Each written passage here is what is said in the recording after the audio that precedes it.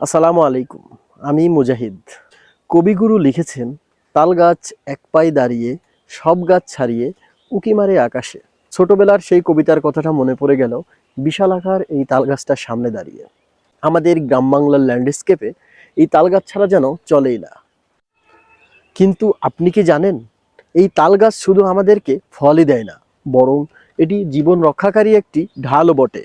আজ চলুন জেনে আসি তাল গাছ সম্পর্কে কিছু অজানা তথ্য। তো আমাদের সঙ্গেই থাক। তাল গাছের বৈজ্ঞানিক নাম হলো বোরাসাস ফ্ল্যাভেলিফার।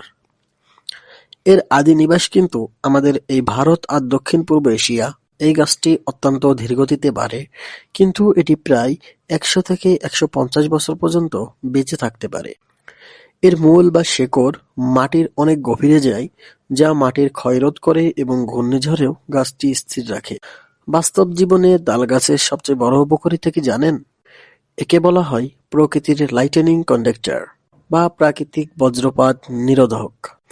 উঁচু হওয়ার কারণে বজ্রপাত সরাসরি এই গাছের উপর পড়ে, ফলে আশেপাশের ঘরবাড়ি বা মানুষ রক্ষা পায়। এ কারণেই এখন বেশি বেশি তালগাছ লাগানোর উপর জোর দেওয়া হচ্ছে। এছাড়া এর পাতা থেকে হাত পাখা, ঘর ছাওয়া এবং কচি তালের স্বাস্থ্য আমাদের সবার প্রিয়। ইসলামিক ইতিহাসে বা প্রাচীন ইতিহাসে আগে যখন কাগজ আবিষ্কার হয়নি, তখন তালপাতায় লিখে রাখা হতো অনেক তথ্য, যাকে বলা হতো তালপত্র। এছাড়া তালগাছের কাঠ অত্যন্ত মজবুত হয়, যা দিয়ে একসময় টেকসই ডোঙা বা নৌকা এবং ঘরের তলার খুঁটি বানানো হতো। প্রকৃতি আমাদের কতটা দুহাত ভরে দেয়, এই গাছটি তার অন্যতম প্রমাণ। পরিবেশের এই নীরব বন্ধু আজ হারিয়ে যাচ্ছে। আমাদের নিজেদের স্বার্থেই এই আকাশচুম্বী গাছগুলো রক্ষা করা প্রয়োজন। আপনার বাড়িতে কি তাল গাছ আছে?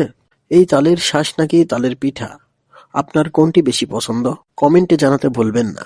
ভিডিওটি ভালো লাগলে শেয়ার করবেন এবং সাবস্ক্রাইব করে আমাদের এই পরিবেশবাদী যাত্রায় যুক্ত থাকবেন।